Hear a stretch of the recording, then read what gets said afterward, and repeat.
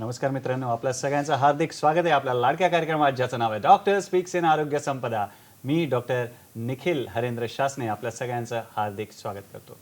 मित्रांनो, कार्यक्रमाचा आरंभ करूया श्री समर्थ रामदास स्वामींच्या रचलेल्या श्री मनाच्या श्लोकातील एका श्लोकाने. श्लोक असा आहे: मना वासना दुष्ट कामा नये रे, मना वासना दुष्ट कामा नये रे, मना सर्वथा पाप बुद्धी नको रे, मना सर्वथा पाप बुद्धी नको रे, मना धर्मता नीती सोडू नको हो, मना धर्मता नीती सोडू नको हो, मना अंतरी सार विचार राहो, मना अंतरी सार विचार राहो.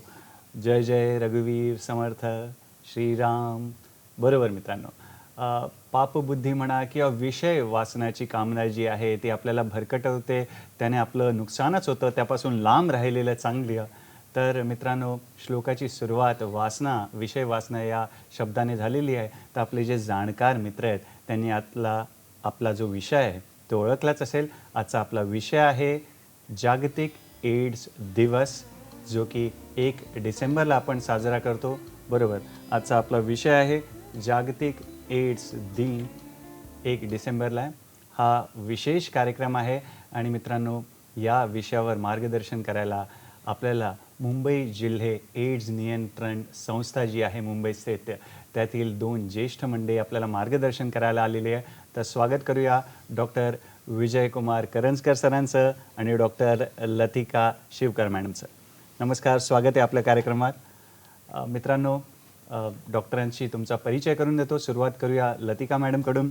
डॉक्टर लतिका शिवकर, आपण उपसंचालिका आहात STI म्हणजे सेक्शुअली ट्रान्समिटेड इन्फेक्शन, ज्याला लैंगिक आरोग्य विभाग मुंबई जिल्हे एड्स नियंत्रण संस्था मुंबई येथे.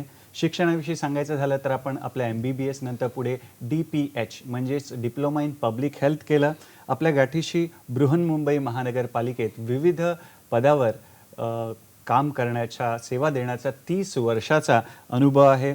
आपण राष्ट्रीय एड्स नियंत्रण जी संघटना आहे त्याच्या सहकार्याने सन 2009 मध्ये दिल्ली व स्वीडन येथे जी राष्ट्रीय प्रशिक्षण कार्यक्रम होता अर्श नावाचा, त्यात भाग घेतलेला. आणि अर्श हा जो उपक्रम होता किंवा प्रोजेक्ट होता तो ॲडोलसंट रिप्रोडक्शन अँड सेक्शुअल हेल्थच्या निगडीत प्रोजेक्ट होता. म्हणजेच किशोरवयीन मुलांचे जे पुनरुत्पादन आहे व लैंगिक आरोग्य विषयीचा हा कार्यक्रम होता. आणि तसेच आपण 2005 मध्ये श्रीलंकेमध्ये WHOने एक कार्यशाळा आयोजित केलेली, तिथे देखील सहभाग केला. आपण राष्ट्रीय आणि आंतरराष्ट्रीय पातळीवर मार्गदर्शक आणि रिसोर्स पर्सन म्हणून वेगवेगळी जे लैंगिक आरोग्य विषय आहेत त्यावर मार्गदर्शन करत असता. दुसरे आपले जे पाहुणे आहेत डॉक्टर विजय कुमार करंजकर, आपण अतिरिक्त प्रकल्प संचालक आहात मुंबई जिल्हे एड्स नियंत्रण संस्था मुंबई येथे. शिक्षणाविषयी सांगायचं झालं तर आपलं MBBS नंतर आपण DPH केलं, डिप्लोमा इन पब्लिक हेल्थ, आणि पुढे जाऊन आपण कोविड काळामध्ये LLB ही पदवी देखील प्राप्त केलेली आहे. आपल्या गाठीशी 17 वर्षाहून अधिकचा अनुभव आहे. बृहन्मुंबई महानगरपालिकेतील सार्वजनिक आरोग्य जो विभाग आहे याला आपण आपली सेवा दिलेली आहे. सध्या आपण मुंबईमध्ये जे HIV एड्सशी निगडीत जे उपक्रम असतात त्याचं नियोजन करणं, अंमलबजावणी करणे, त्याचं देखरेख करणे या जबाबदाऱ्या पार पाडत आहात. 2022 मध्ये आपण स्पेनमध्ये झालेली एक आंतरराष्ट्रीय एड्स परिषदेतही आपण सहभाग घेतलेला आणि तिथे देखील आपण शोध निबंध सादर केलेला. तर असे बहुगुणी आपल्याला तज्ज्ञ मंडळी आज लाभलेली आहे आणि आपल्याला त्याचा लाभ घ्यायचा आहे. तर शुभस्य शीघ्रम कार्यक्रमाचा श्री गणेश करूया. डॉक्टर विजय, तुमच्याकडून कार्यक्रमाचा सुरुवात करतो आणि पहिला प्रश्न विचारतो की हा आंतरराष्ट्रीय जो किंवा जागतिक एड्स दिन आपण का साजरा करतो आणि या 2023 या वर्षाची थीम काय आहे किंवा घोषवाक्य काय आहे ते आम्हाला सांगा. आंतरराष्ट्रीय एड्स दिवस 1 डिसेंबरला आपण पूर्ण जगामध्ये साजरा केला जातो. HIV आणि एड्सच्या विरुद्ध जी काही आपली लढाई आहे त्या लढाईमध्ये सर्व लोकांचं HIV आणि एड्सबद्दलचं जे काही समुपदेशन करायचं असतं, त्यांची जनजागृती करायची असते, तो उद्देश लक्षात ठेवून जागतिक स्तरावर एकाच दिवशी याच्याबद्दल आपण जेवढे काही आपल्याकडे रिसोर्स असतील, जसे की सोशल मीडिया असेल, डिजिटल मीडिया, प्रिंट मीडिया असेल, आपले जेवढे ऑर्गनायझेशन असतील, गव्हर्मेंटचे असतील, कॉलेजेस असतील, स्कूल्स असतील, याच्यामध्ये HIV काय आहे, हा कसा पसरतो आणि ह्याला प्रतिबंध कसा करू शकतो, याच्याबद्दल एक दिवशी सर्वजण बोलतात. त्यामुळं काय होतं की जे सामान्य नागरिक आहेत त्यांनाही तीही माहिती त्यांच्यापर्यंत पोहोचते. इवन आजचा जो कार्यक्रम आहे हा सुद्धा त्याच अनुषंगानं आपण घेतो आहोत. बरोबर. की लोकांपर्यंत याच्याबद्दलची जनजागृती करायची, कारण जनजागृती करूनच जे काही आपल्याला सगळ्यांमध्ये येणारे बदल आहेत त्याच्यातूनच ही लढाई आपल्याला पुढे जाऊन जिंकता येणार आहे. बरोबर. त्यामुळं हे 1 डिसेंबर हे एक आपण लाक्षणिक स्वरूपामध्ये एक दिवस ठरवलेला आहे की ज्या दिवशी आपण सर्वजण HIV आणि एड्सबद्दल बोलतो. बरं. त्यामुळं हा एक दिवस हा पूर्ण जगामध्ये हा साजरा केला जातो. दुसरं की ह्या वर्षीची थीम जी आहे ती लेट द कम्युनिटी लीड, म्हणजे समुदायांना नेतृत्व करू द्या अशी आहे. आता हे जे समुदाय आहेत जे HIV बाधित रुग्ण आहेत त्यांचे स्वतःचे काही ऑर्गनायझेशन्स असतील किंवा अतिजोखमीचे जे गट आहेत त्या अतिजोखमीच्या गटाचे जे कम्युनिटीज किंवा वेगवेगळे समुदाय असतील त्या समुदायांना HIV आणि एड्स कंट्रोल प्रोग्रॅममध्ये पॉलिसी मेकिंगमध्ये, इम्प्लिमेंटेशनमध्ये आणि मॉनिटरिंगमध्ये त्यांचा सक्रिय सहभाग घेणं महत्त्वाचं आहे. कारण यांच्या मदतीनंच आपण ही HIV विरुद्धची लढाई जिंकू शकतो असं कुठंतरी जागतिक स्तरावर आढळून आल्यामुळं आणि त्याची जाणीव झाल्यामुळं आपण ह्यावेळेची थीम तशी ठेवलेली आहे. फारच छान डॉक्टर विजय. डॉक्टर लतिका तुमच्याकडे वळतो. आणि सेक्शुअली ट्रान्समिटेड इन्फेक्शन म्हणजेच लैंगिक संबंधातून जे संक्रमण होतं ते आणि एड्स आणि HIV यांच्यामध्ये काही संबंध आहे का ते आम्हाला सांगा. खरं पाहिलं तर HIV हा एक सेक्शुअली ट्रान्समिटेड इन्फेक्शनच आहे. कारण दोघांचेही पसरण्याचे जे मार्ग आहेत STIमध्ये म्हणजे सेक्शुअली ट्रान्समिटेड इन्फेक्शन आणि HIVमध्ये हे 4 असतात की जे सेक्समे म्हणजे असुरक्षित संबंधाने, लैंगिक संबंधातून, दुसरं बाधित मातेकडून बाळाला, तिसरं दूषित ब्लड घेतल्यामुळे आणि दूषित सुईचा वापर केल्यामुळे, असे हे 4 मार्ग आहेत. ते STIचे सुद्धा तेच आहेत आणि HIVचे सुद्धा तेच आहेत. पण HIV काय असतं, HIVचे व्हायरस जे विषाणू आहेत ते जसे बाधित व्यक्तीच्या रक्तामध्ये असतात तसे ते बाधित व्यक्तीचा जर तो माणूस असेल तर त्याच्या वीर्यामध्ये आणि जर ती स्त्री असेल तर तिच्या योनी मार्गातील स्रावामध्ये जास्त प्रमाणात असतात. त्यामुळे अशा व्यक्तीशी जर आपण संबंध केला तर HIV होण्याची शक्यता जास्त असते. परंतु HIV हा जे व्हायरस आहेत, विषाणू, ते आपली जी चामडी असते, स्किन असते, ती जेव्हा इंटॅक्ट असते तेव्हा त्याच्यातून जाऊ शकत नाहीत. पण जर त्या स्किनला एखादं जखम झालेली असेल, तिची जी कंटिन्युटी जर बिघडलेली असेल तर HIV व्हायरसचं एंट्री आपल्या शरीरात लवकर होऊ शकते. त्यामुळे जे लैंगिक आजार आहेत, लैंगिक संबंधातून पसरणारे जे आजार आहेत त्याच्यामध्ये त्या जागेला म्हणजे जे आपण अवयव लैंगिक संबंधासाठी वापरतो, ज्याला आपण जननेंद्रिय म्हणतो, त्यांना जर जखम वगैरे फोडी झालेली असेल आणि जर अशा माणसाने बाधित व्यक्तीशी संबंध केला तर त्याच्यामध्ये HIVची येण्याची शक्यता फार लवकर म्हणजे जवळजवळ 5 ते 10 पटीने जास्त असते. पण दोघांमध्ये एक फरक आहे. तसेच दुसरं एक आहे की STIमध्ये माणसांना स्त्राव होत असतो, स्त्रियांना किंवा पुरुषांना लैंगिक जननेंद्रियांमधून एक स्त्राव होत असतो. आणि HIV व्हायरस हा नेहमी ड्रायमध्ये मरतो पण त्याला मॉइस्ट ॲटमॉस्फिअर लागतं. जर तो स्त्राव असेल तर त्याचं जे आत जाण्याची जी प्रक्रिया आहे ती फास्ट होते. ह्याच्यावर एक उदाहरणच द्यायचं झालं तर मी एक सांगेल की जे माणसं होती मॅरिड कपल, आता मॅरिडमध्ये त्यांनी जर एकापेक्षा जास्त लोकांशी संबंध केल्यामुळे त्याला जर HIV झाला असेल पण त्याने जर बायकोशी संबंध केला तर बायकोसुद्धा लवकर बाधित झाली. कारण आपल्यामध्ये जननेंद्रियाचा स्राव, वजायनल डिस्चार्ज हा फार कॉमन आहे आणि त्याच्याकडे स्त्रियांकडून फार दुर्लक्ष केलं जातं. त्यामुळे लवकरच मॅरिड बायकासुद्धा म्हणजे ज्या लग्न झालेल्या बायका त्यासुद्धा बाधित होत गेल्या. त्यामुळे हे महत्त्वाचं आहे की HIV हा लैंगिक मार्गातूनच जातो. पण महत्त्वाचं इतकं आहे की आपल्या HIVला औषध नाही आपल्याला माहिती आहे, पण जे लैंगिक संबंधातून होणारे आजार आहे ते पूर्णपणे बरे होऊ शकतात. आणि त्यामुळे जर आपण हे आजार झालेले असतील, याची जर ताबडतोब योग्य आणि पूर्ण इलाज केला तर HIV होण्याची संभावना 50% कमी होते. हे त्या दोघांमधला मुख्य संबंध आहे. त्यामुळे आणि दुसरं असं की HIVची लक्षणं आपल्याला लवकर दिसत नाही. आपल्याला रक्ताची चाचणी केल्यानंतरच कळतं की HIV झालेलं आहे. जेव्हा आपली व्हायरल लोड कमी होतो तेव्हा आपल्याला वेगवेगळे संधिसाधू आजार होतात. ते काही प्रॉपर HIVचेच आहे म्हणून नाही, इतर सामान्य माणसांना सुद्धा आजार होतात. पण आपण टेस्ट केल्यानंतरच कळतं आपल्याला की आपण HIV बाधित आहोत की नाही. पण सेक्शुअली ट्रान्समिटेड इन्फेक्शनचे लक्षणं असतात जी दिसतात आणि अशीच लक्षणं ज्यांना असतील त्यांनी सावध होऊन लवकर इलाज केला पाहिजे, ताबडतोब इलाज केला पाहिजे, पूर्ण इलाज केला पाहिजे, म्हणजे त्यांना HIV होण्याची संभावना कमी होते. हे या दोघांमधला संबंध आहे. फारच छान. डॉक्टर लतिका यांनी आपल्याला खूप सुरेख पद्धतीने समजावून सांगितलेलं आहे की असुरक्षित लैंगिक संबंधांमुळे HIV इन्फेक्शन किंवा सेक्शुअली ट्रान्समिटेड जे इन्फेक्शन आहे ते होऊ शकतात, किंवा जे HIV जो विषाणू आहे ते कोरड्यामध्ये त्याला ते मरून जातो. जर स्त्राव असेल तर त्याची लागण पटकन होऊ शकते.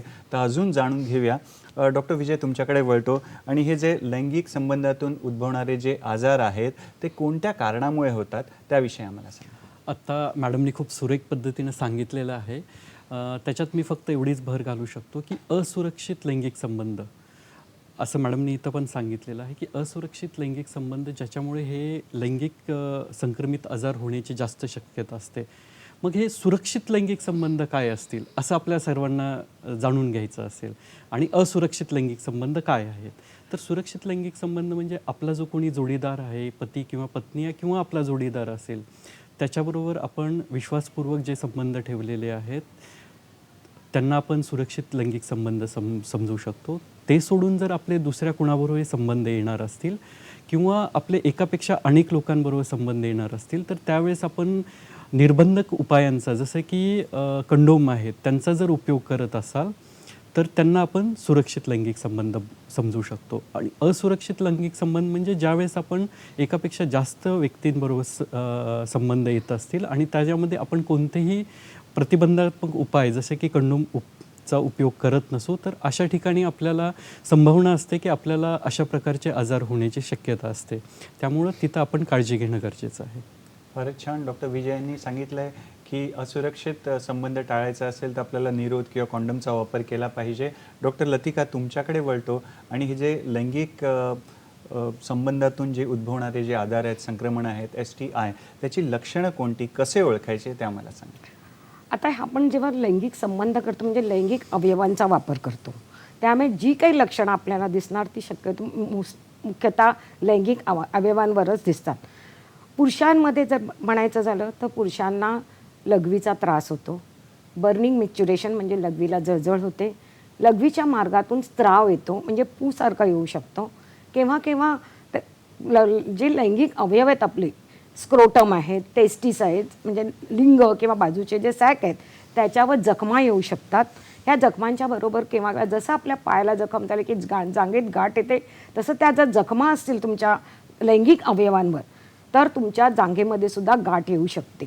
याच्यामध्ये आणखी एक आजार आहे सिफिलिस म्हणून गरमी, की ज्याच्यामध्ये आपल्याला नुसतेच लैंगिक ठिकाणीच दिसत नाही, तर हा आजाराचा जर वेळेस उपाय नाही केला तर आपल्या शरीरावर सगळे ते जंतू असतात ते आपल्या रक्तातून पूर्ण शरीरभर पसरतात आणि अंगावर आपल्या स्किन डिसीजसारखे काही पुरळ, फोड्या असे येऊ शकतात. म्हणूनच या आजाराला केव्हा केव्हा गरमी असं नावसुद्धा दिलेलं आहे. म्हणून केव्हा केव्हा हा आपण जसे यांना आपण गुप्तरोग म्हणतो, कारण हे गुप्त अवयवांवर होत असल्यामुळे आपण त्यांना गुप्तरोग असं म्हटलं जातं. आणि जसं आम्ही मगाशी सांगितलं की सिफिलिस या आजारामध्ये आपल्याला स्किनचे पण जखमा दिसतात, स्किनवर आपल्याला चट्टे उठतात. त्यामुळे ह्या जे आजार आहेत लैंगिक अवयवांचे त्यांचे उपचारसुद्धा आपल्याला स्किन डिपार्टमेंट जे चामडीचा विभाग आहे तिथेच मिळू शकतात. त्याचप्रमाणे स्त्रियांमध्ये आपल्याला दिसतं की त्यांच्याकडे लैंगिक अवयवांना जशा खाज येऊ शकते, लैंगिक अवयवातून स्त्राव जाऊ शकतो, वजायनल डिस्चार्ज त्याला म्हणतात, सफेद पाणी जाणं, व्हाईट डिस्चार्ज जाणं. ह्या व्हाईट डिस्चार्जचा तर त्यांनी वेळेस संबंध किंवा ह्या व्हाईट डिस्चार्जमुळे त्यांना केव्हा केव्हा संबंध करताना त्रास होतो, दुखतं संबंध करताना. आणि ह्या व्हाईट डिस्चार्जचा जर वेळेस उपाय केला नाही तर तो ओटीपोटात जातो, ओटीपोटातून तो आपल्या गर्भपिशवीमधून बाकीच्या सगळ्या अवयवांमध्ये जातो जे आपले जननेंद्रियाचे अवयव आहे. त्यामुळे आपल्याला लोअर ॲब्डॉमिनल पेन म्हणजे ओटीपोटात दुखणं, पाठीमध्ये दुखणं, केव्हा केव्हा पाळीचे त्रास होणं, पाळीमध्ये कधी कधी खूप दुखतं, पाळी लवकर लवकर येणं, पाळी येते तेव्हा खूप ब्लिडिंग होणं, अशा प्रकारची लक्षणं दिसू शकतात. ही साधारणतः गुप्त रोग आहे, म्हणजे हे जे लैंगिक संक्रमणातून होणारे आजार आहे त्याची साधारण लक्षणं असतात. फारच छान. डॉक्टर लतिका यांनी सांगितलं की पुरुषांनी लघवीच्या भागाचं आणि आसपासच्या भागाचं निरीक्षण ठेवायचं आहे. कधी कधी जसं सिफिलिसचं मॅडमने उदाहरण दिलं तो आजार पण लक्षात ठेवायचा आहे. स्त्रियांनी स्त्रावाकडे, लैंगिक जे अवयव आहे त्याच्याकडे, पाळीमध्ये काही बदल येत आहेत का त्याच्याकडे लक्ष ठेवायचं आहे. डॉक्टर विजय तुमच्याकडे वळतो की समजा STI जे लैंगिक संबंधांमुळे उद्भवणारे जे आजार आहेत, त्रास आहेत, तर त्याची तपासणी किंवा त्याचे उपचार कुठे केले जातात त्याविषयी आम्हाला सांगा.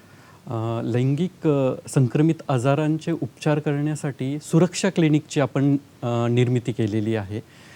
मुंबईमध्ये असे जवळपास 27 सुरक्षा क्लिनिक अस्तित्वात आहेत सध्या, आणि असे पूर्ण भारतामध्ये सर्व ठिकाणी सुरक्षा क्लिनिक उभारलेले आहेत. आता या सुरक्षा क्लिनिकमध्ये एक प्रशिक्षित समुपदेशक असतो, त्याच्याबरोबर प्रशिक्षित डॉक्टर्स पण असतात, आणि तिथं सिंड्रोमिक मॅनेजमेंट, ज्यामध्ये की सिंड्रोमिक मॅनेजमेंटमध्ये आपण काय करतो की लक्षणं जी असतील त्या लक्षणांना प्राधान्य देतो, आणि तशा आजारांचा एक ग्रुप बनवून त्यांची जी औषधं असतील त्यांना या किटमध्ये कलर कोडेड किट आपण तयार केलेले आहेत.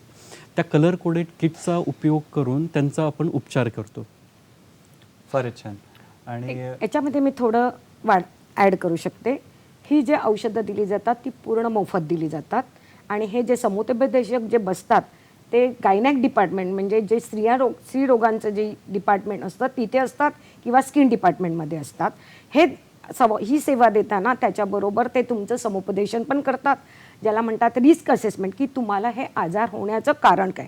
कारण असं हा जो STD आहे, गुप्त रोग, ह्याबद्दल आपण समाजात किंवा बाहेरसुद्धा ओपनली बोलू शकत नाही. त्यामुळे त्याबद्दल माहिती घेणं गरजेचं असतं, आणि त्यासाठी समुपदेशक ती माहिती घेतो, त्याप्रमाणे आपल्याला तो ॲडवाईस पण देतो, समुपदेशन करतो की तुम्ही कशा प्रकारे वागलात की तुम्हाला हे STD होणार नाहीत, आणि शिवाय औषधं कशी द्यायची. कारण डॉक्टर खूप बिझी असतात, डॉक्टर फक्त लिहून देणार, पण जो समुपदेशक असतो तो त्याला औषध कसं घ्यायचं ते सांगतो. त्याच्याबरोबर ह्याच्यामध्ये आपल्याला पार्टनर टेस्टिंग पण जरूरत असतं, आणि हे जे औषध घेत असताना, कारण आपल्या एकाला आजार असेल तर तो दुसऱ्याला पण, पार्टनरला म्हणजे त्याच्या साथीदाराला पण असू शकतो.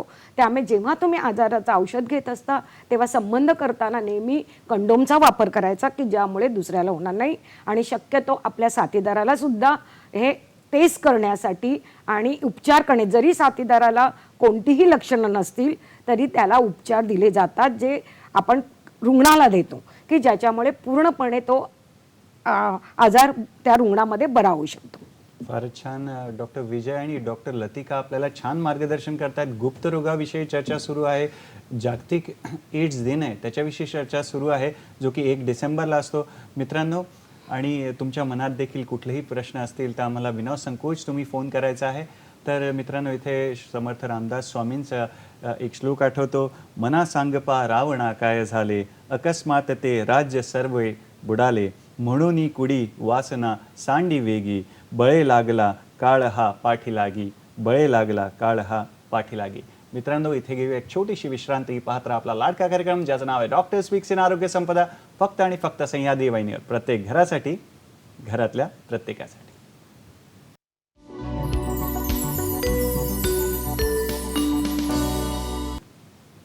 विश्रांतीनंतर पुन्हा एकदा आपलं स्वागत आहे आपल्या लाडक्या कार्यक्रमात ज्याचं नाव आहे डॉक्टर स्पीक्स इन आरोग्य संपदा. आणि मित्रांनो, आज आपली चर्चा सुरू आहे जागतिक एड्स दिनानिमित्त. आपला विशेष कार्यक्रम आहे जो की 1 डिसेंबरला असतो, आणि मुंबई जिल्हे एड्स नियंत्रण संस्था मुंबई येथील तज्ज्ञ मंडळी, ज्येष्ठ मंडळी आज आपल्यासोबत आहेत, आपल्याला मार्गदर्शन करत आहेत. तर डॉक्टर विजय कुमार आणि डॉक्टर लतिका आपल्यासोबत आहेत.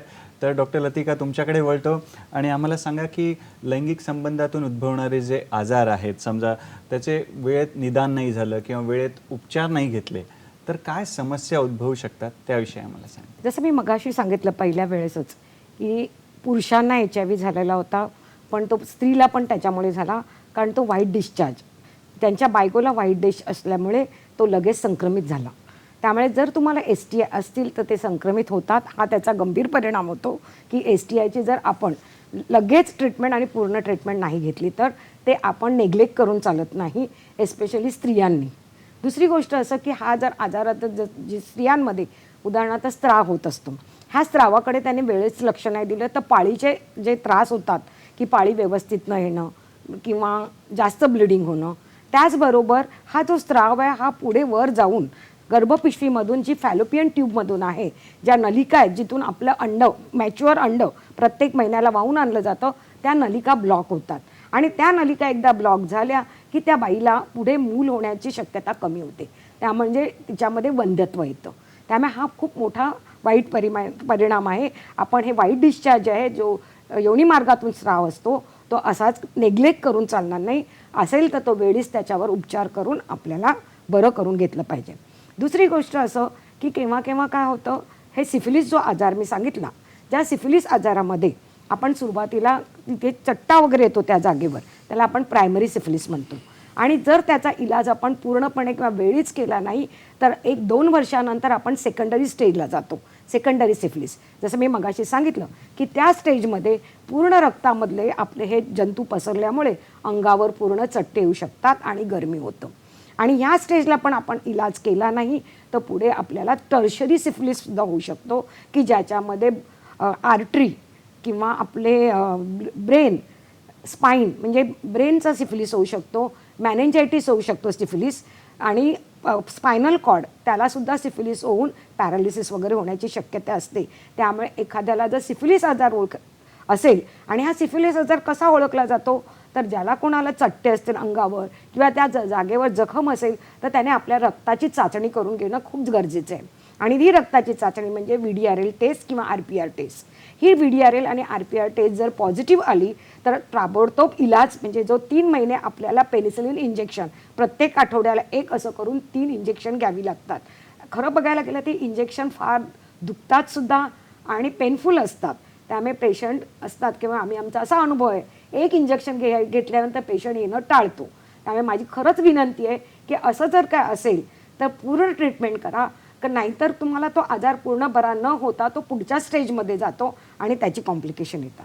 ह्याच्यामध्ये ह्या सिफिलिसमध्ये सुद्धा जर त्या बाईने व्यवस्थित इलाज केलेला नसेल किंवा तिने रक्तचाचणी न केल्यामुळे तिला समजलं नसेल तर लग्न झालेल्या बायकांना ॲबॉर्शन होणं म्हणजे मिसकॅरेज होणं, केव्हा केव्हा प्रीमॅच्युअर बेबी होणं किंवा मेलेलं मूल जन्माला येणं, अशा प्रकारच्या समस्यांना तोंड द्यावं लागतं.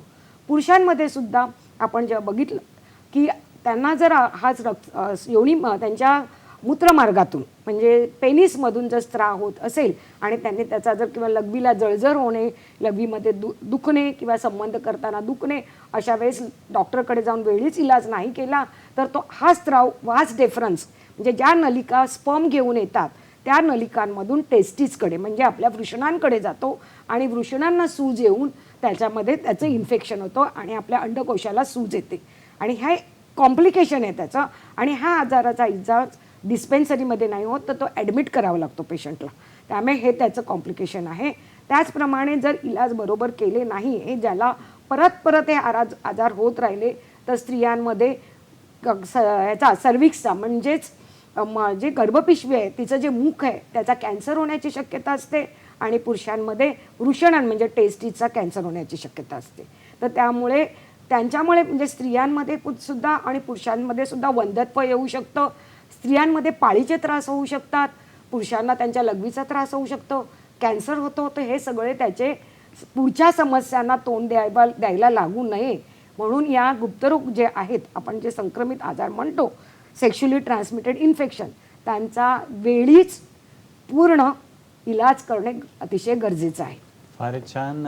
मित्रांनो, या वळणावर आपल्याला एक फोन आलेला आहे. शिवानंद वसेदार यांचा फोन आहे निपाणीहून. नमस्कार शिवानंदजी, आपलं स्वागत आहे कार्यक्रमात. आपला प्रश्न विचारा. नमस्कार साहेब. नमस्कार मॅडम. निपाणीहून पत्रकार शिवानंद वसेदार बोलतोय मी. आणि माझा प्रश्न असा आहे साहेब, एखादं HIV बाधित व्यक्तीकडून त्याच्या पत्नीला मूल झाला, मग ती मूल झाल्यानंतर ती महिला हॉस्पिटलमध्ये गेल्यानंतर ती सांगायला घाबरते की त्याच्या पतीला HIV बाधित झालेला आहे म्हणून. मग त्यावेळी ती महिला कोणती काळजी घेतली पाहिजे आणि डॉक्टरांना काय सांगितले पाहिजे, हे प्रश्न आहे. आणि दुसरा प्रश्न असा आहे की ती HIV बाधित मूल जन्माला आल्यानंतर त्या मुलाची कोणती तपासणी वगैरे केली पाहिजे आणि त्या मुलाला सुद्धा म्हणजे HIV लागण होतो काय आणि त्यासाठी त्या मुलाची सुद्धा कशा प्रकारे काळजी घेतली पाहिजे, असा माझा प्रश्न आहे. फारच छान. तर डॉक्टर विजय यांच्याकडून सुरुवात करूया. अतिशय सुंदर प्रश्न आहे शिवानंदजी. मी थोडंसं याला रिफ्रेज करतो की एखादी जर HIV बाधित महिला असेल आणि तिला जर ती गरोदर असेल आणि तिला मूल होणार आहे, तर आपण बघूयात पहिल्यांदा की ते मूल सुदृढ कसं होईल, त्याला HIV कसा होणार नाही, आणि अनायासे आणि दुर्दैवाने त्याला HIV झालं तर पुढं काय काळजी करायची, असे 2 भागामध्ये तुमचा प्रश्न आपण विभागात करूयात. तर पहिल्यांदा काय आहे की आपला जो एड्स नियंत्रण कार्यक्रम आहे त्याच्यामध्ये आपण सर्व जेवढ्या काही गरोदर स्त्रिया असतील त्यांनी पहिल्या ट्रायमेस्टरमध्ये HIVची चाचणी करून घेणं, सर्वांनाही आपण सांगतो की त्यांनी HIVची चाचणी करून घेणं महत्त्वाचं आहे. याच्यामध्ये जर कोणाला HIV झालेलं आहे असं जर आढळून येत असेल तर त्यांनी त्वरित औषध उपचार सुरू करायचे आहेत. असे औषध उपचार चालू केल्यानंतर अशा सर्व महिलांची आपण 32 ते 36 आठवड्यामध्ये व्हायरल लोडची टेस्ट करतो. व्हायरल लोडच्या टेस्टमध्ये जर तो व्हायरल लोड 1000पेक्षा कमी किंवा 1000पेक्षा जास्त असेल, याच्यावरून आपण बाळाला त्याचा जन्म झाल्यानंतर प्रोफिलॅक्सिस म्हणजे प्रतिबंधात्मक औषध असं आपण HIVसाठीचं प्रतिबंधात्मक औषध त्याला देतो. तर आणि त्यानंतर त्याची 6 आठवडे, 6 महिने, 12 महिने आणि 18 महिने अशी 18 महिन्याचं बाळ होईपर्यंत आपण त्याचा पाठपुरावा करतो की त्याला HIV आहे किंवा नाही आहे आणि काय आपण त्याला उपचार करू शकतो. आणि अशामध्ये जर तुम्ही जो दुसरा प्रश्न विचारला आहे की जर त्या बाळाला लागण झाली असेल तर अशा बाळाला त्वरित HIVची औषधं आपण सुरू करतो. आणि लतिका मॅडम काय सांगणार तुम्ही? ह्याच्यामध्ये मी थोडंसं ॲड करू शकते की जसं सरांनी सांगितलं की गरोदर स्त्रियांचं पहिल्या 3 महिन्यामध्ये म्हणजे फर्स्ट ट्रायमेस्टरमध्ये HIVची टेस्ट करणं गरजेचं असतं. त्याच्याबरोबर सिफिलिसची टेस्टसुद्धा केली जाते, कारण ते पण मगाशी जसं मी सांगितलं की बाधित मातेपासून बाळालासुद्धा तो आजार होऊ शकतो. जर ती माता पॉझिटिव्ह आली RPR टेस्ट किंवा VDRL टेस्ट तर आपण तिची, कारण मी मगाशीच सांगितलं तुम्हाला की HIV पुरा बरा होत नाही, पण गुप्तरोग जे काही लैंगिक आजार आहेत ते पूर्ण बरे होतात. ती जर पॉझिटिव्ह आली तर आपण तिला ट्रीटमेंट देतो. 3 आठवडे तिला इंजेक्शन दिलं जातं. तिच्या नवऱ्याची सुद्धा टेस्ट केली जाते, त्याला टेस्ट आहे का इन्फेक्शन बघितलं जातं. त्याला जर इन्फेक्शन असेल तर त्यालासुद्धा 3 इंजेक्शन दिली जातात. पण इन्फेक्शन नसेल, निगेटिव्ह असेल तरी प्रोफिलॅक्टिक ट्रीटमेंट म्हणून दिली जाते. औषधांची 15 दिवसाची औषधं दिली जातात आणि या मातेला आपण फॉलोअप करतो तिच्या डिलिव्हरीपर्यंत. हे ट्रीटमेंट दिल्यानंतर डिलिव्हरीच्या आधी म्हणजे लास्ट ट्रायमेस्टरमध्ये आपण परत एकदा तिची रक्त चाचणी करतो आणि बघतो की आपण जी औषधं दिली त्याप्रमाणे तिच्यामध्ये ती बरी झाली की, म्हणजे ती टेस्ट निगेटिव्ह झाली की आहे की नाही. आणि त्याप्रमाणे जर ती निगेटिव्ह झालेली नसेल तर परत एकदा ती ट्रीटमेंट द्यावी लागते, कारण केव्हा केव्हा परत इन्फेक्शन होण्याची सुद्धा शक्यता असते. आणि जर निगेटिव्ह झालेली असेल तर मग डिलिव्हरीच्या वेळेससुद्धा आपण तिला परत एकदा टेस्ट करून बाळाची सुद्धा टेस्ट केली जाते. बाळ जर निगेटिव्ह असेल तर बाळाला प्रोफिलॅक्टिक जसं HIVमध्ये दिलं जातं तसं सिफिलिसमध्ये सुद्धा प्रोफिलॅक्टिक ट्रीटमेंट दिली जाते. आणि HIVचं बाळ जसं फॉलोअप केलं जातं तसं सिफिलिस बाधित मातेचं बाळही आपण 18 महिन्यापर्यंत फॉलोअप करतो त्याचे ब्लड टेस्ट करून आणि बघतो की तो 18 महिन्यापर्यंत निगेटिव्ह राहील. जर त्याची टेस्ट पॉझिटिव्ह आली 6-6 महिन्यानंतर टेस्ट केल्यानंतर तर आपण ताबडतोब त्याला त्या पेनिसिलिन इंजेक्शनची ट्रीटमेंट देतो. प्रोफिलॅक्टिकमध्ये 1 इंजेक्शन दिलं जातं, पण जर त्याचे जे टेस्ट आहे टायटर आहे, सिफिलिसची जी टेस्ट आहे RPR त्याचं टायटर असतं आणि ते जर हाय असेल तर त्या बाळाला क्युरेटिव्ह ट्रीटमेंट दिली जाते, म्हणजे 14 दिवसाचं इंजेक्शन देऊन त्याला पूर्णपणे बरं करण्याचा प्रयत्न केला जातो. फारच छान. मित्रांनो, या क्षेत्रातील दोन्ही ज्येष्ठ मंडळी आपल्याला त्यांचा या क्षेत्रातील अनुभव आपल्याला सांगत आहेत. तर असेच छान प्रश्न विचारून तुम्ही अजून आपल्याला माहिती घ्यायची आहे. तर डॉक्टर विजय तुमच्याकडे वळतो. मग अशी तुम्ही म्हटलं की जे STI आहे, सेक्शुअली ट्रान्समिटेड इन्फेक्शन किंवा लैंगिक संबंधांमुळे उद्भवणारे जे आजार आहेत, तर त्याच्यासोबत जोडीला समुपदेशन द्यायचं. समुपदेशन गरजेचं आहे का किंवा त्याचे काय महत्त्व आहे ते आम्हाला सांगा. समुपदेशन अतिशय महत्त्वाचं आहे.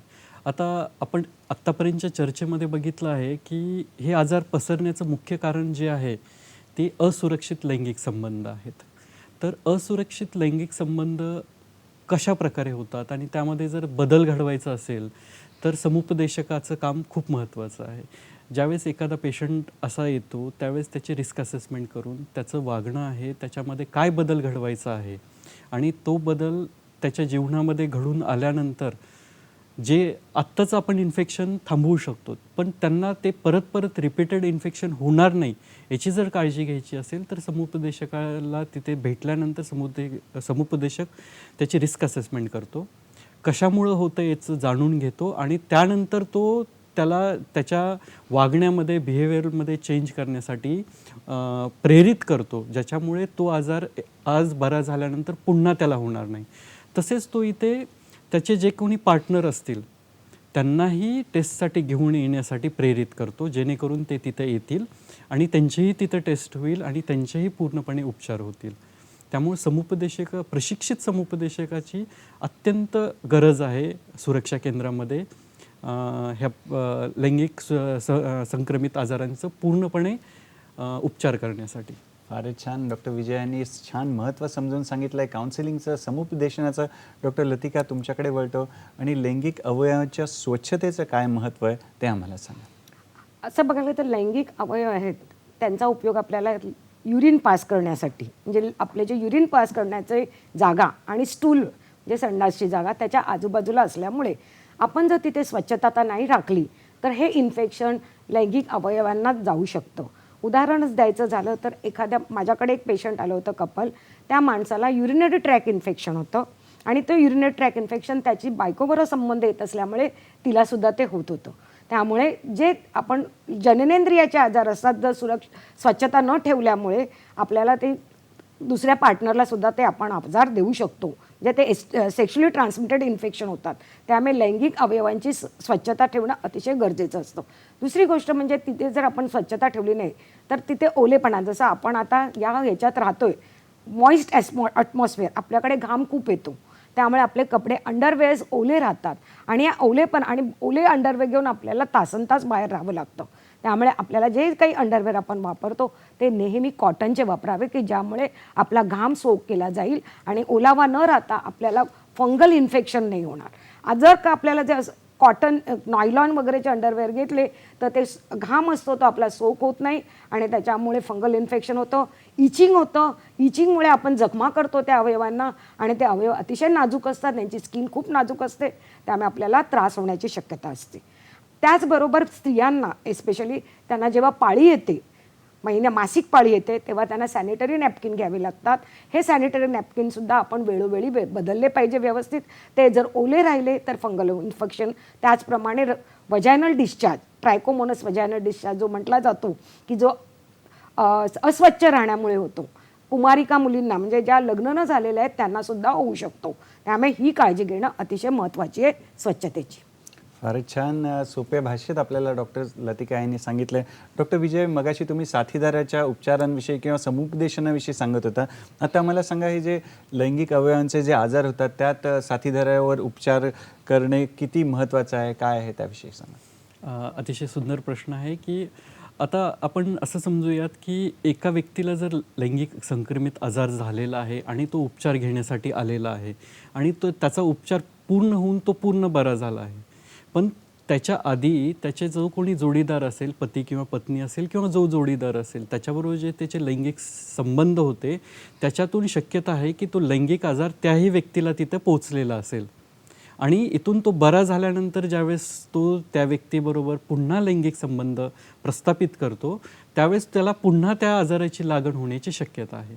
म्हणजे हे काय होतं की एकाकडून दुसऱ्याकडे आणि दुसऱ्याकडून पुन्हा पहिल्याकडे हे जे चक्र आहे ते जर आपल्याला ब्रेक करायचं असेल, हे जर आपल्याला तोडायचं असेल तर एकाच वेळेस जो पहिला व्यक्ती आहे तो आणि त्याचा जोडीदार, लैंगिक जोडीदार जो आहे, त्या दोघांचीही तपासणी करून दोघांनाही ट्रीटमेंट देणं गरजेचं आहे. म्हणजे त्यांच्या पूर्ण जे कुटुंब आहे, त्या लैंगिक जे विश्व आहे त्या दोघांचं, त्याच्यातून तो आजार पूर्णपणे समूळ नाहीसा होऊ शकतो आणि त्यांना पुन्हा पुन्हा जे आजार होणार आहेत ते आपण तिथं थांबवू शकतो. फारच छान. मित्रांनो, दुष्टचक्र जे आहे ते तोडण्यासाठी, ते भेदण्यासाठी साथीदाराला पण तपासणी करणं, त्यावर उपचार करणं गरजेचं आहे. डॉक्टर विजय, पुन्हा तुमच्याकडे वळतो. मग HIV पण असं करता येतं का की साथीदाराची तपासणी पण करतात का, किंवा त्याविषयी पण सांगा. इथेही HIV काय आहे की जर एका HIV हाही लैंगिक पद्धतीने संक्रमित होणारा आजार आहे. त्यामुळं एखादा जर HIV बाधित व्यक्ती असेल तर त्याचाही जोडीदार हा हाय रिस्कवर असतो, त्याला HIV होण्याची जास्त शक्यता असते. ज्यावेळेस एखादा जो पहिला केस आहे आपण त्याला इंडेक्स केस म्हणू, की तो ज्यावेळेस आपल्याकडे येतो आणि त्याची चाचणी पूर्ण होते आणि तो HIV बाधित आहे आपल्याला असं ज्यावेळेस कळून येतं, त्यावेळेस शक्यता असते की त्याच्या पार्टनरलाही त्याची लागण झालेली असू शकते. तर अशा वेळेस त्या पार्टनरलाही ह्या ज्या काही सोयीसुविधा आहेत अवेलेबल, की अर्ली डायग्नोसिस आणि ट्रीटमेंटची ही पोहोचणं अतिशय गरजेचं आहे. ज्यामुळे की त्याचंही पुढचं आयुष्य आहे तो औषधं घेऊन पुढचं आयुष्य चांगल्या पद्धतीने जगू शकेल. तर त्यामुळे HIV बाधित व्यक्ती जरी असेल तरी त्यांना जो काही पार्टनर असेल त्याची टेस्ट करणं गरजेचं आहे. आणि इथे जर तो पार्टनर निगेटिव्ह असेल, की असंही असतं की निगेटिव्ह असेल, तर निगेटिव्ह असेल तर त्यांनी काय काळजी घ्यायला पाहिजे, या काळजी पुढे, आणि त्यांना पुढे जर फॅमिली प्लॅनिंग करायचं असेल तर त्याबद्दल काय त्यांनी, की त्यांना मूल हवं असेल तर त्याबद्दल त्यांनी काय काळजी घ्यायला हवी याच्याबद्दलही त्यांना समुपदेशन करता येतं. त्यामुळं अशा HIV बाधित जे व्यक्ती असेल त्यांनी स्वतःहून पुढे येऊन स्वतःचं जे काही स्टेटस असेल ते आपल्या पार्टनरला डिस्क्लोज करण्यासाठी प्रयत्न करावे, आपल्या पार्टनरला टेस्ट करण्यासाठी प्रेरित करावं. आम्ही त्यांच्याबरोबर असतो, आमचे समुपदेशक त्यांच्याबरोबर असतात. त्या सर्वांची मदत घेऊन अशा पार्टनरला टेस्टिंगसाठी प्रेरित करून त्यांना टेस्टिंग करून घ्यावी. जर ते पॉझिटिव्ह येत असतील तर त्यांचा उपचार सुरू करता येतो अर्लिएस्ट लेवलवर सुरुवातीच्याच काळामध्ये. आणि जर निगेटिव्ह असतील तर त्यांना निगेटिव्हच राहण्यासाठी मदत करता येते. फारच छान. मित्रांनो, या वळणावर आपल्याला आणि एक फोन आलेला आहे. दादा उबाळे यांचा फोन आहे जामखेडहून.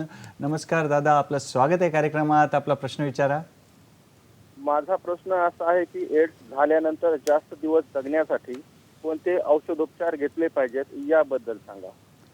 ओके, औषधोपचाराविषयी विचारतायत तर डॉक्टर विजय यांच्याकडून सुरुवात करूया. दादा उबाळे साहेब, खूप सुंदर प्रश्न आहे.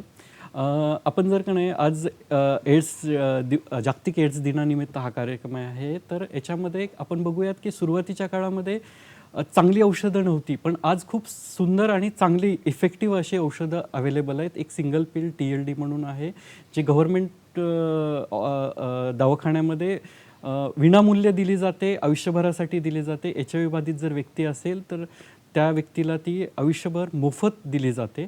आणि ती औषधं एवढी इफेक्टिव्ह आहेत की त्यांचा व्हायरल लोड एका ठराविक काळानंतर कमी होतो आणि ती व्यक्ती एक सुदृढ आयुष्य पुढं जगू शकते. की आपण जर बघूत की HIV पूर्ण बरा होत नाही आहे, पण ते सामान्य आयुष्य जगू शकतात. की जसं बाकीचे आपण आज पहिलं जे होतं की HIV हा बद्दल जी भीती होती त्याच्याऐवजी आता आपण HIVला क्रोनिक मॅनेजेबल डिसीज, म्हणजे आपण क्युअर करू शकत नाही, क्युअर म्हणजे पूर्णतः बरा, पण आपण त्याला मॅनेज करू शकतो, म्हणजे आपण त्याला कंट्रोलमध्ये ठेवू शकतो. त्याचा व्हायरल लोड जो आहे तो आपण सप्रेस करू शकतो. आणि तो मॅनेज जरी झाला किंवा कंट्रोल जरी झाला तरी अशी HIV बाधित व्यक्ती त्याचं दररोजचं काम आणि एक जे त्याचं आयुष्य सुंदर आहे ते जे काही आपले प्रिकॉशन्स आहेत त्याच्या जोडीदाराबरोबरचे ते सर्व व्यवस्थित करून ते आयुष्य सुंदरपणे जगू शकतात. फारच छान. डॉक्टर लतिका, काय सांगणार या प्रश्नावर? काही HIV व्यक्तीला, जो बाधित व्यक्ती आहे त्याने पहिली गोष्ट म्हणजे आपलं औषध व्यवस्थित घेणं फार गरजेचं आहे. जी गोळी आपल्याला दिली जाते ती त्याच वेळेला रोज घेतली पाहिजे. मुख्य कारण असतं की लोकांना थोडंसं त्याबद्दल स्टिग्मा असतो की केव्हा केव्हा काय या माणसाला गोळी घ्यावी लागते, त्यामुळे केव्हा केव्हा लोक लाजतात ती गोळी घ्यायला. आणि त्यासाठी थोडंसं त्याने आपलं प्लॅनिंग केलं पाहिजे की मला गोळी बरोबर घेता आली पाहिजे, गोळी ही कधीही टाळता कामा नये. दुसरी गोष्ट म्हणजे त्यांना कोणतेही इतर आजार होत असतील, कोणतेही इन्फेक्शन, उदाहरणार्थ सर्दी, खोकला, डायरिया, ताप असं काही झालं तर ताबडतोब डॉक्टरकडे जाऊन इलाज करावा. कारण त्यांची इम्युनिटी ही कमी होत असल्यामुळे जर एखादा आजार झाला तर त्याने ताबडतोब इलाज नाही केला तर थोडासा इफेक्ट होण्याची शक्यता असते. आजारात जी औषधं घेतात त्याच्या डोसमध्ये बदल करावा लागतो. केव्हा केव्हा काय होतं की आपण ही औषधं वर्षानुवर्ष घेतो, मग केव्हा केव्हा त्याला आपल्याला रेझिस्टन्स डेव्हलप होऊ शकतो, म्हणजे ते औषधं तुम्हाला काम करेन अशी होतात. अशा वेळेस डॉक्टरचा सल्ला घेऊन आणखी पुढच्या वरील आणखी टेस्ट केल्या जातात, चाचण्या केल्या जातात की ज्यायोगे पाहिलं जातं की तुम्हाला ही औषधं का लागू पडत नाही, आणि जर लागू नसतील पडत तर आणखी वरच्या लेवलची औषधं तुम्हाला चालू केली जातात की ज्यायोगे तुमचा आजार जे व्हायरल लोड आहे ते कंट्रोलमध्ये राहील. तर अशा प्रकारे आपण HIV शेवटपर्यंत म्हणजे साधारण 15 ते 20 वर्षापर्यंत सुद्धा आपलं औषध घेऊन राहू शकतो. जसं सरांनी सांगितलं की ब्लड प्रेशर डायबिटीसमध्ये आपल्याला जेव्हा वाढतं एखाद्या गोळ्या आपण घेतो, पण जास्त झालं तर आपण गोळ्या बदलतो. तसंच HIV सुद्धा आहे. खूप वर्ष औषधं घेतल्यानंतर जर इलाज नाही होत असेल तर गोळ्या बदलून दुसऱ्या आणखी गोळ्या घेऊन आपण आपलं जीवन सुखकर करू शकतो. आपण आपल्या लाईफची क्वालिटी इम्प्रूव्ह करू शकतो. फारच छान. तर एड्सची HIV चाचणी पॉझिटिव्ह आली तरी गोळ्या औषधं उपलब्ध आहेत. तर डायबिटीज BPच्या जसं आपण गोळ्या आयुष्यभर घेतो तशाच फक्त या गोळ्या न चुकता वेळोवेळी आपल्याला घ्यायच्या, तसंच तज्ज्ञ मंडळींचं मत आहे. डॉक्टर लतिका, तुमच्याकडे वळतो आणि आपली जी संस्था आहे मुंबई जिल्हे एड्स नियंत्रण संस्था, तर त्याविषयी आम्हाला सांगा. कुठकुठल्या सोयीसुविधा उपलब्ध करून दिल्या जातात या संस्थेमार्फत, त्याविषयी थोडं सांगा. एड्स नियंत्रण संस्था जी आमची MDAX आहे, Mumbai district AIDS control society, ह्यांचं काम आहे पूर्ण मुंबईमध्ये म्हणजे मुंबई शहर आणि उपनगरी याच्यामध्ये HIV रोगाचं प्रतिबंध करणं, लोकांमध्ये अवेअरनेस करणं आणि त्यासाठी होऊ नये म्हणून प्रिव्हेंटिव्ह मेजर घेणं आणि ज्यांना कोणाला आजार होतात त्यांना उपचार देणं आणि उपचार दिल्यानंतर त्यांना त्या उपचारावर व्यवस्थित ते कसे जास्त दिवस जगतील हे बघणं. त्यासाठी आमच्याकडे वेगवेगळी डिपार्टमेंट काम करतात. आता उदाहरणार्थ जसं मी पहिला सांगते की रक्तातून हा आजार मुख्य पसरतो, त्यामुळे ब्लड सेफ्टी डिपार्टमेंट आहे आमच्याकडून. ह्या ज्या गव्हर्नमेंट लायसन्स बँक आहेत त्याच्यामध्ये काउन्सिलर आणि टेक्निशियन दिले जातात आणि आपल्याला ते जे ब्लडची जे काही आपण ब्लड डोनेशनमध्ये जमा करतो त्याच्या 5 टेस्ट केल्या जातात. HIV, hepatitis B, hepatitis C आणि VDRL आणि मलेरिया. ह्या 5 टेस्टसाठी आम्ही मदत करत असतो. टेस्ट पुरवतो त्यांना आणि आपण दर महिन्याला त्यांच्याकडून रिपोर्ट घेतो की किती सॅम्पल त्यांनी हे केले आणि त्याच्यात किती बाधित मिळाले, किती डिस्कार्ड झाले, की ज्या योगे लोकांना बाधित नसलेलेच रक्त मिळेल. त्यामुळे आपल्याला एक आहे की आपण सुद्धा लायसन्स ब्लड बँकेमधूनच रक्त घ्या. दुसरं आहे की बेसिक सर्व्हिसेस. बेसिक सर्व्हिसेस हा जो डिपार्टमेंट आहे ह्याच्यामध्ये आपण HIVच्या चाचण्या मोफत करतो आणि ते सुद्धा समुपदेशनासकट. कारण HIV जी चाचणी करायची असते त्याच्या आधी आपल्याला समुपदेशन करणं अतिशय गरजेचं आहे. जसे आपण बाकीच्या चाचण्या करतो डायबिटीज किंवा इतर रोगांसाठी, पण HIV चाचणी समुपदेशनाशिवाय आपण करू शकत नाही. त्याच्यासाठी प्री टेस्ट करावी लागते आणि ह्या प्री टेस्टमध्ये काउन्सिलर तुम्हाला विचारतो की तुम्हाला का वाटतं ही HIV चाचणी करायची गरज का भासते आणि त्याप्रमाणे त्याचं प्लीज असेसमेंट करून त्याला माहिती देतो आणि HIVचा रिपोर्ट पॉझिटिव्ह आल्यानंतर काय करायचं, नेगेटिव्ह आल्यानं. कारण आपल्याला पेशंटच्या मनाची तयारी करायची असते की जो काही रिपोर्ट येईल तो त्याने व्यवस्थित घेतला पाहिजे आणि तिथे मग ते ब्लड काउन्सिलर आणि टेक्निशियन दोघंही असतात. तिथे मोफत टेस्ट केली जाते, रिपोर्ट तुम्हाला लगेच दिला जातो. ही चाचण्या करणारी केंद्रे शक्ती क्लिनिक म्हणून प्रसिद्ध आहेत आणि सगळ्या गव्हर्नमेंटच्या हॉस्पिटलमध्ये शिवाय हेल्थ पोस्टमध्ये वगैरे पण डिस्पेन्सरीमध्ये सुद्धा आहे. Medical colleges, peripheral hospital, maternity home इथे तुम्हाला ह्या चाचण्या करायला म्हणजे फ्री मिळू शकतात. पुढचं मी सरांना सांगेल की आता याच्याबरोबरच IEC डिपार्टमेंट जे आहे ते आपण जवळजवळ 148 कॉलेजेसमध्ये रेड रिबन क्लब, जे कॉलेजचे मुलं आहेत त्यांच्यासाठी आपण HIV एड्सबद्दलची माहिती त्यांना समजायला हवी. तरुणपणात ते जे येत आहेत त्यांना हा आजार काय आहे, हा कसा पसरतो याच्याबद्दलची माहिती होण्यासाठी असे आपण चालवलेले आहेत. तसेच जेवढे काही मुंबईतले शाळा आहेत त्यातले अडोलसंट एज्युकेशन याच्यासाठी आपण त्यांच्याशीही संलग्न झालेलो आहोत. याच्याबरोबरच आपल्याकडे मेनस्ट्रीमिंग डिव्हिजन आहे की जे आपण जे समुदाय आधी बोललेलो आहोत, अतिजोखमीचे समुदाय आहेत. तसंच जे HIV बाधित व्यक्ती आहेत त्यांना बाकीच्या गव्हर्नमेंटच्या ज्या काही स्कीम असतील, एजन्सीच्या ज्या स्कीम असतील त्या सर्व त्यांना भेटाव्या. कारण त्यांना कधीकधी दुर्लक्षित केलं जातं, त्यांना समुदायामध्ये एकत्र घेतलं जात नाही आणि भेदभाव त्यांच्याशी केला जातो असं आढळून आल्यामुळं आम्ही एक सेपरेट विभागच केलेला आहे की ज्यामुळं ज्या काही गव्हर्नमेंट फॅसिलिटीज असतील, म्हणजे साधं आपलं वोटिंग कार्डपासून ते आधार कार्ड असेल, त्यांना जर काही काढण्यामध्ये अडचणी येत असतील तर आम्ही त्यांना तिथे मदत करतो. तसंच वेगवेगळे जे काही आपल्या पेन्शन योजना असतील त्याच्याही सुविधा त्यांच्यापर्यंत पोहोचवणं, त्यांच्या स्किल डेव्हलपमेंट करणं, त्यांचे सेल्फ हेल्प ग्रुप तयार करणं, त्यांना एम्पॉवर करण्यासाठी आपण काय करू शकतो याच्या दृष्टीने काम करणं, हेही काम मेनस्ट्रीमिंग डिव्हिजनकडून केलं जातं. फारच छान, सुंदर अशी समाज सेवा एका दृष्टीने केली जाते या संस्थेमार्फत. डॉक्टर विजय, तुम्हाला पुढला प्रश्न असा आहे की यू इक्वल टू यू म्हणजेच अनडिटेक्टेबल इक्वल टू अनट्रान्समिटेबल असं आजकाल आम्ही वाचतो किंवा ऐकतो, तर हे नक्की काय ते आम्हाला सांगा. जागतिक स्तरावर काही देशामध्ये आत्ताच काही संशोधन केलं आणि आता हा खूपच नवीन कन्सेप्ट आलेला आहे. याच्यामध्ये असं समजलेलं आहे की अनडिटेक्टेबल लेवल, म्हणजे जर आपण आत्तापर्यंत चर्चेमध्ये खूप वेळा ऐकलं आहे की व्हायरल लोड, हा व्हायरल लोड जर अनडिटेक्टेबल लेवलपर्यंत जर कमी केला, म्हणजे तो जर 200 कॉपीजपेक्षाही कमी जर होत असेल तर त्याला आपण अनडिटेक्टेबल लेवलपर्यंत झालेलं आहे असं समजतो. तर अशा वेळेस तो एखाद्या इंडेक्स केसकडून किंवा बाधित व्यक्तीकडून लैंगिक संबंधातून त्याच्या पार्टनरला पसरण्याची शक्यता कमी असते, अतिशय कमी असते आणि ती जवळजवळ शून्याच्या आसपास पकडली जाते. म्हणून आपण त्यांना अनडिटेक्टेबल इक्वल टू अनट्रान्समिटेबल असं समजलेलं आहे. पण ती रक्तातून दुसऱ्या व्यक्तीला पसरू शकतो. रक्ताचे जे वेगवेगळे मार्ग सुरुवातीला सांगितलेले आहेत त्याच्यातून तो पसरू शकतो, पण लैंगिक संबंधातून पसरण्याची शक्यता इथं कमी होते. आणि हा खूप मोठा इम्पॅक्टफुल संशोधन झालेलं आहे की जर एखाद्या व्यक्तीनं जर व्यवस्थित औषधं घेतली, जी लागू होणारी औषधं आहेत ती घेतली आणि त्याचा व्हायरल लोड जर त्यांनी सप्रेस केला तर ते एक चांगलं वैवाहिक जीवन तिथं जगू शकतात. फारच छान. डॉक्टर लतिका, तुमच्याकडे वळतो. यू इक्वल टू यू म्हणजेच अनडिटेक्टेबल इज इक्वल टू अनट्रान्समिटेबल. तर HIV संसर्ग थांबू शकतो, तसं STI म्हणजे लैंगिक संबंधाने जे संक्रमण उद्भवतं तर ते पण थांबवू शकतो का आपण, त्याविषयी सांगा.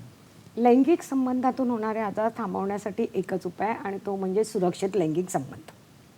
जसं आपण सांगितलं, हे आपण ट्रीटमेंट केल्यानंतर आपण ते निगेटिव्ह होतो, पण आपण जर व्यवस्थित असुरक्षित लैंगिक संबंध ठेवणे आणि जसं मी मगाशी सांगितलं की तुम्हाला जर आजार असेल तर त्याचा वेळीच योग्य आणि पूर्ण इलाज करणं.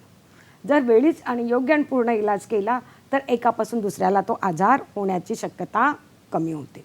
त्यामुळे जर u is equal to u जसं त्यांनी सांगितलं की औषधं व्यवस्थित घेतली HIVची तर तुमचा व्हायरल लोड कमी होतं आणि तुमचं ट्रान्समिशनचं प्रमाण कमी होतं. त्याचप्रमाणे तुम्हाला जर STI, बऱ्याचदा STI हे जे आहेत त्याची लक्षणंसुद्धा दिसत नाही. त्यामुळे आम्ही म्हणतो की बाधित व्यक्ती आणि त्याचा पार्टनर की ज्याला लक्षणं नाही त्याने सुद्धा ट्रीटमेंट घेतली पाहिजे, म्हणजे एकापासून दुसऱ्याला आणि परत ते इन्फेक्शनचं एकमेकाकडून ट्रान्समिशन होणार नाही आणि ते निरोगी राहू शकतील. डॉक्टर विजय, तुमच्याकडे वळतो की समाजाचा कसा समावेश करून घेता येईल, समाजाचं कसं सहकार्य मिळेल या सामाजिक कार्यामध्ये, त्याविषयी थोडं. अजूनही आपण जर बघितलं तर HIV बाधित व्यक्तीकडे समाज हा एका विशिष्ट दृष्टिकोनातून बघतो. अजूनही ती नजर जी आहे किंवा बघण्याची दृष्टी आहे ती सर्वसमावेशक झालेली नाही आहे असं आढळून येत आहे. त्याच्यामुळं काय होतं की कोणीही व्यक्ती जी HIV बाधित असेल ती HIV टेस्ट करण्यासाठी, त्याचा उपचार घेण्यासाठी समोर यायला घाबरते. तर HIV मी सुरुवातीलाच बोलल्याप्रमाणे आता क्रोनिक मॅनेजेबल डिसीज आहे आणि चांगली औषधं उपलब्ध आहेत.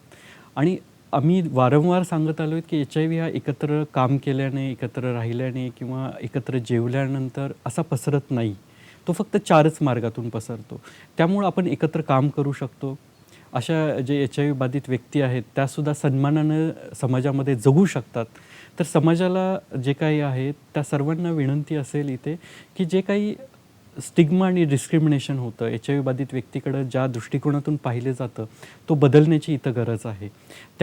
खूप वेळा असं बघितलेलं आहे की हा जो दृष्टिकोन आहे त्यांना HIV बाधित आहे म्हणून थोडंसं साईडलाईन करणं, त्यांना खूप वेळा जॉबसाठी डिफिकल्टीज करणं किंवा त्यांच्याकडं बघण्याचा एक दृष्टिकोन वेगळा ठेवल्यामुळं अशा व्यक्ती नैराश्यात जातात आणि मध्येच त्या उपचार थांबवतात आणि त्या व्यक्तीला स्वतःचं आयुष्य पूर्णपणे जगता येत नाही. त्यामुळे तर अशा व्यक्तींना जर सन्मानानं सर्वांनी सामावून घेतलं समाजामध्ये आणि त्यांना जगण्याचा पूर्ण अधिकार दिला, सन्मानानं जगण्याचा एक संधी निर्माण करून दिली, तर हा एक खूप मोठी उपलब्धी असेल ह्या प्रोग्रामसाठी. आणि हा प्रोग्राम पुढे जाऊ शकेल. आपल्या महाराष्ट्रामध्ये prevention of stigma and discrimination हा ॲक्टसुद्धा HIV ॲक्ट 2017 आपल्या इथं नोटिफाईड झालेलं आहे. त्याच्यानुसार मुंबईमध्ये आपण ओम्बड्समन आणि कंप्लेंट ऑफिसर सर्व पब्लिक सेक्टर पब्लिक हॉस्पिटल्समध्ये नियुक्तसुद्धा केलेले आहेत. आणि आपण प्रशिक्षण पण देत आहोत की असं कुठेही स्टिग्मा किंवा डिस्क्रिमिनेशन कुणाबद्दलही करण्यात येऊ नये. फारच छान. जाता जाता डॉक्टर लतिका, आमच्या मित्रांना एका वाक्यात काय संदेश देणार? एकच मी सांगेल की आहे लैंगिक अवयव, त्यांच्याबद्दल आपण खूप सारी गुप्तता पाळतो आणि त्यांना गुप्तरोग म्हणतो. जर आपण हे लैंगिक अवयव आणि लैंगिक संबंध याबद्दल हेल्दी डिस्कशन जर केलं तर त्याच्यामुळे आपल्याला हे रोग कसे होतात आणि कसे होणार नाही यासाठी आपण काय केलं पाहिजे हे समाजामध्ये लहान मुलांपासून म्हणजे जी मुलं किशोरवयीन मुलं आहेत त्यांच्यापासून हे त्यांना आपल्याला जे हेल्दी डिस्कशन करून आपल्याला हेल्दी सेक्स आणि हेल्दी कसं राहता येईल याबद्दलचं लोकांना शिक्षण देणं गरजेचं आहे आणि की ज्यामुळे आपण HIV थांबवू शकतो. फारच छान. डॉक्टर विजय, तुम्ही काय सांगणार? मॅडमनी खूप सुंदर सांगितलेलं आहे. त्याच अनुषंगानं माझा पण मेसेज असेल की एखादा आजार लपवला तर तो आजार वाढतच जाणार आहे. तर कोणतीही गोष्ट न लपवता समोर या. याबद्दलची टेस्टिंग आणि ट्रीटमेंट पूर्णपणे मोफत सर्व सरकारी दवाखान्यांमध्ये उपलब्ध आहे. त्याचा फायदा घ्या, समोर या, तशी टेस्टिंग करा आणि त्याच्यावर जे काही योग्य उपचार असतील ते उपचार करून घ्या. फारच छान. डॉक्टर विजय, डॉक्टर लतिका, तुम्ही आपल्या व्यस्त वेळापत्रकातून वेळात वेळ काढून इथे आलात, आमच्या मित्रांना मार्गदर्शन दिलं. त्यासाठी दूरदर्शनच्या सह्याद्री वाहिनीतर्फे, आमच्या आरोग्य संपदाच्या टीमतर्फे आणि आमच्या प्रेक्षक मित्रांतर्फे तुमचे खूप खूप आभार आणि धन्यवाद. पुढील वाटचालीसाठी खूप खूप शुभेच्छा. मित्रांनो, वेळेला मर्यादा आहे, पण आमचं जे प्रेम आहे तुमच्यासाठी त्याला मर्यादा नाही. यासाठीच पुढील भागात एक नवीन विषय घेऊन तुमच्या भेटीला आम्ही येणार आहोत. आज इथेच आपण जय जय रघुवीर समर्थ म्हणूया आणि इथेच थांबूया. तर पाहत राहा आपला लाडका कार्यक्रम ज्याचं नाव आहे डॉक्टर स्पीक्स इन आरोग्य संपदा, फक्त आणि फक्त सह्याद्री वाहिनीवर, प्रत्येक घरासाठी, घरातल्या प्रत्येकासाठी. धन्यवाद. नमस्कार.